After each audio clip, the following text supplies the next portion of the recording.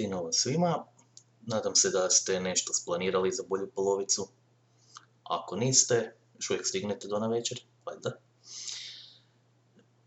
I nadam se da niste se puno potrošili, jer znate da uvijek u ovo doba svi dižu cijene. Tako da pazite koliko trošite. Pokažite ljubav na drugčiji način. I to ne znači da sad samo muški moraju ženama. Cure, potrudite se i vi malo.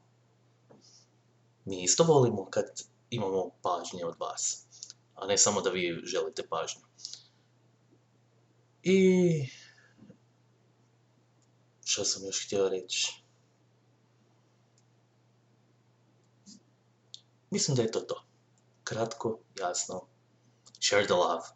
I da, to sam još htio reći.